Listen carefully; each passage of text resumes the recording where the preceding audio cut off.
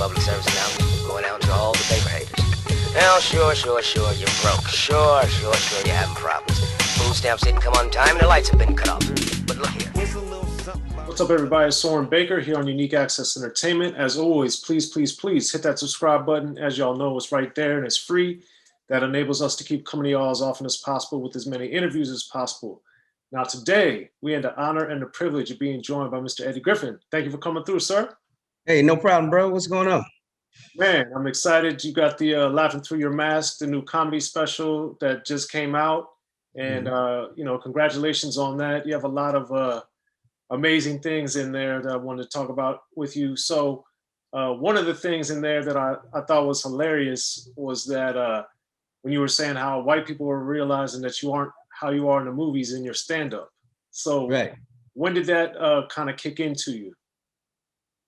I don't know, about 2 or 3 years ago, it came to me on stage. You know, I was at my residency at the Satire in Las Vegas, and it was a table of white people, and I was doing something on something. I think it was a bit I did on white people get chewed up by sharks or something, and I seen their face turn red. I'm like, oh shit. Oh yeah, I'm surprised. I ain't the guy you see in the movies, huh? So that's when it first hit me. So it depends on what's happening in the show. Then I could slide that in. So it was cool on the special because I seen that similar face out in the audience, and just jabbed him with it. Yeah. And then on Laughing Through Your Mask, you also talk about how America is kind of the laughing stock of the world, in your opinion, right now, which is, I think, in a lot of ways, even though we've always had a lot of horrible things, we've always been kind of admired. So despite a lot of our atrocities. So what do you think has really turned the table to where America's being laughed at instead of idolized? Donald Trump, the idiot president, winning the election. The dumbest motherfucker in the country is running the country. Come on. The whole world's laughing. He's obviously Putin's puppet. The whole world knows it. And if you got any kind of a brain cell, you know that to be a fact also. So, and then the Republican Party just falling in line to play, kowtow to the dumb motherfucker. I mean, come on, man. Right. Okay. And with Laughing Through Your Mask, you've done so many comedy specials over the years. I've had the benefit of seeing you a few times in person over the years too. How did the pandemic change the reality of your approach to this special compared to the other ones that you've done throughout your career? The other ones, I did like theaters. The pandemic, I wanted a small, up close, intimate, I wanted the laughter contained. And then, I just wanted to do a docu-comedy. Okay. So,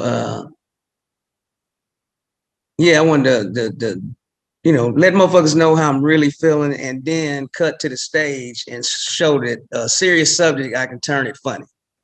Right. Well, I think that's the hallmark of it, because there's a lot of the real world things, but it's also very political, which is also something you've done throughout your career stuff with freedom of speech and different specials you've also done. So how do you balance finding something that's so polarizing and so political to then make it funny?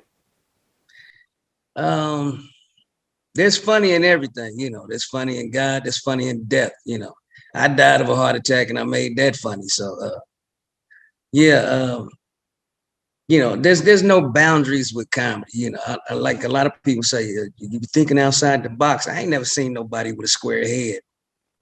So, I mean, what do you mean thinking? Everybody's got a round dome. So every 360 degrees, every point makes a point. And, I just, it was some hilarious shit on the 6, man.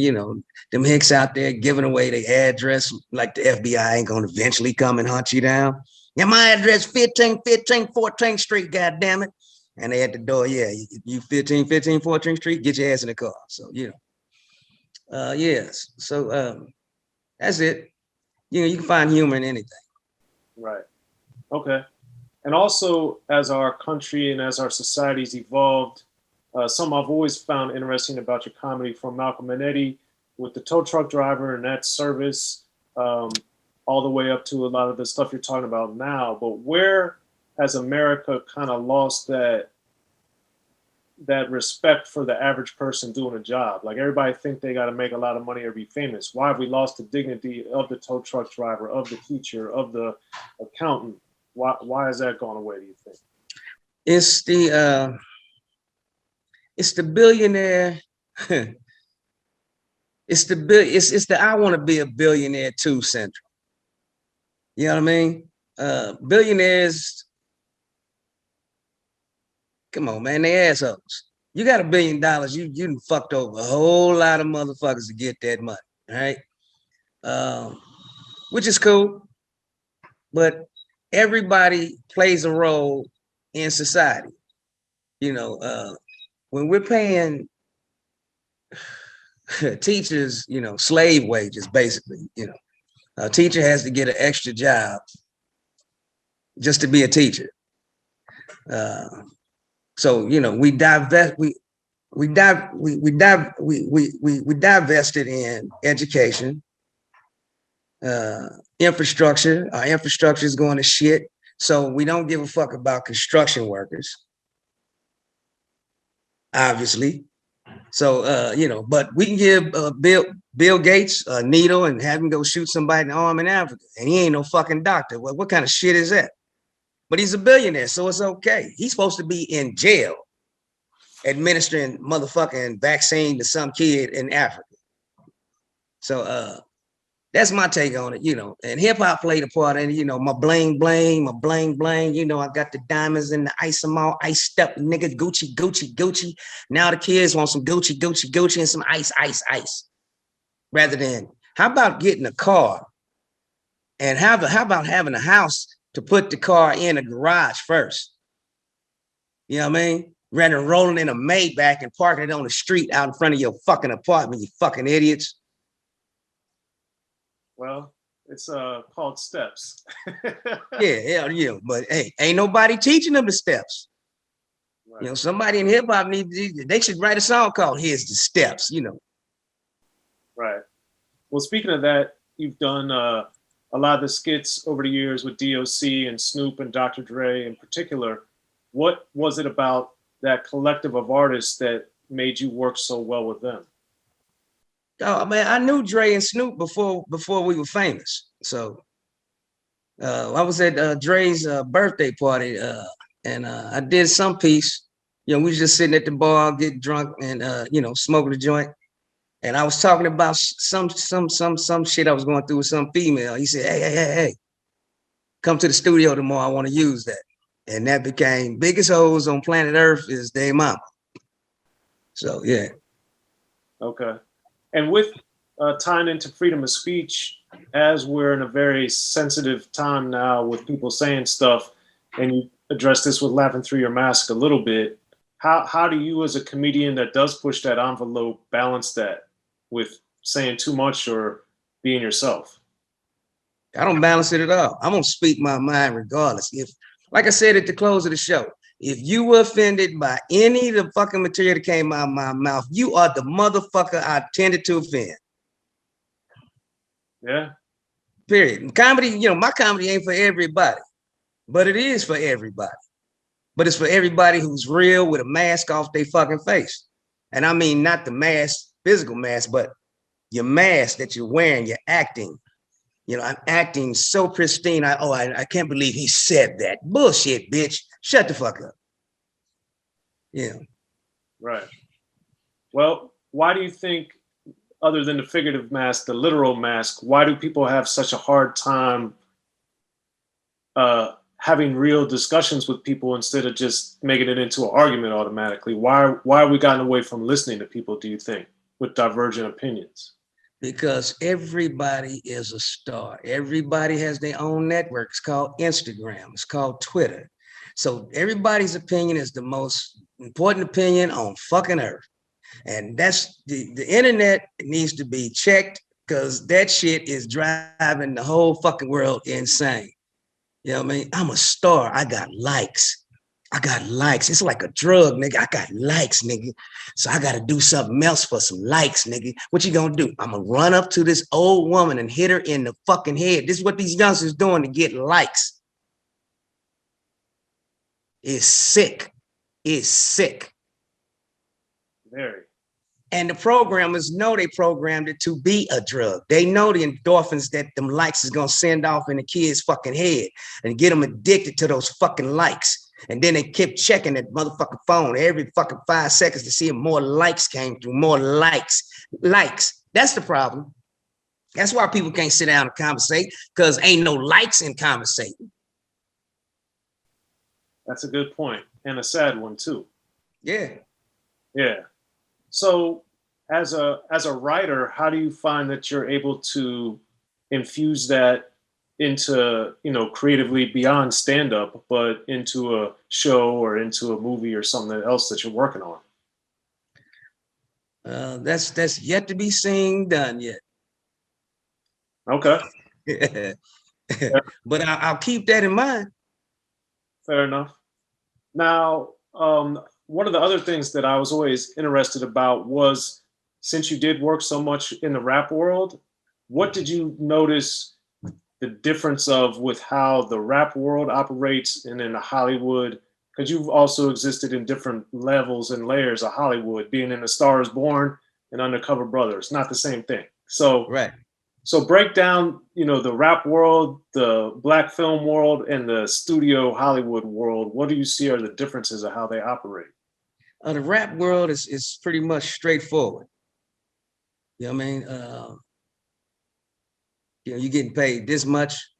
We want you to do this. And don't think about no back end on it, nigga, because ain't nothing. Black Hollywood is like, hey, can you cut us a break, cut us a deal? Because, this is a black budget.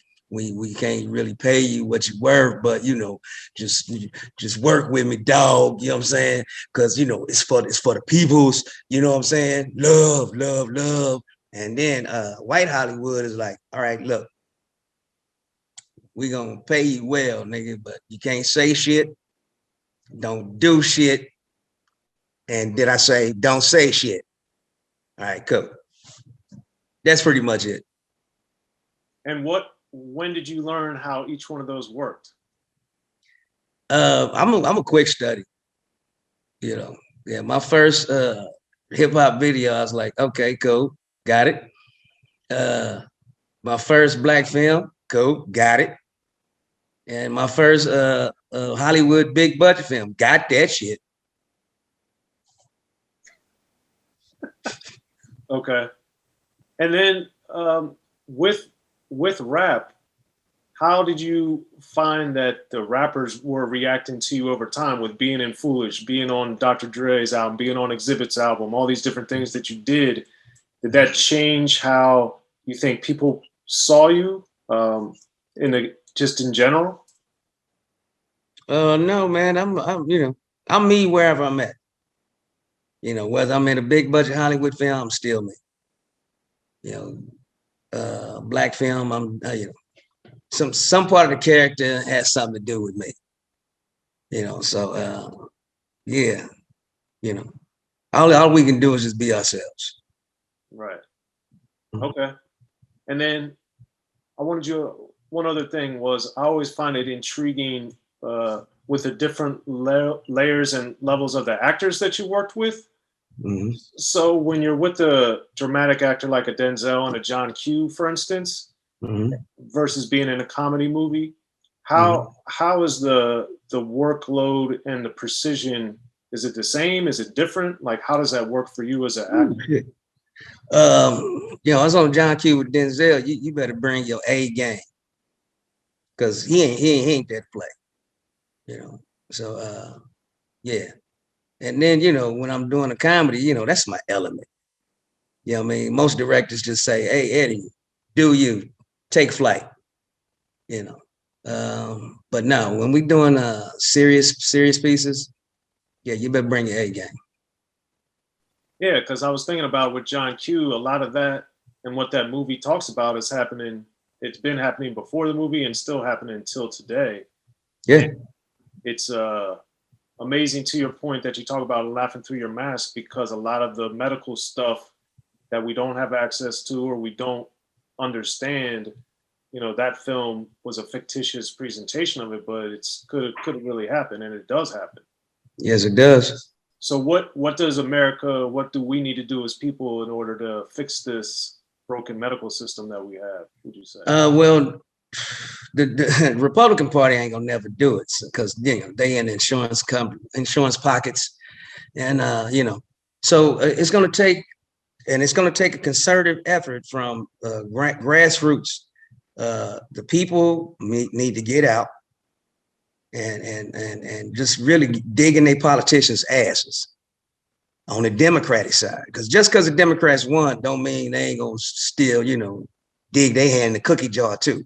So we need to tell these motherfuckers, if y'all ever want to be president, run the House and the Senate again, we need universal health care done, period. Just throw down the motherfucking gauntlet and get rid of that filibuster, what they're trying to do now. Once they get rid of that filibuster, shit can get done. And then we need all 51 of the motherfuckers to vote, period. Universal health care. Then the insurance companies are dead and gone. That's it. And then we can rework our whole medical system. China does preventative medicine. You pay your doctor while you healthy. As soon as you sick, he don't get a dime. Watch how quick he gonna get your ass healthy. That's what we need here. We're working just reverse. Doctors get paid when we're sick, so the incentive is to make sure you're sick. Well, that's a problem beyond the medical system. That's a problem, I think, in general. We don't want to. That's a problem in the diet system. Yeah. That's a problem in the food that we intaking. Fast food is fast death. None of my kids have ever tasted a McDonald's sandwich, and they shall not. Yeah, congratulations on that, man. Yeah, I tell them that's Mac Death, Taco Smells, Burger King. And we in the car. Oh, they go Mac Death. Right. Yeah. Mm-hmm. Well, there it is. Well, anything else you want to add about laughing through your mask before we wrap? Hey, man, I just hope the public enjoys it. Straight from my heart, you know, and yeah, that's it. Cool, man. Well, I appreciate your time. Look forward to doing it again, hopefully, and congratulations on the continued success, man. Thank you, brother. Likewise.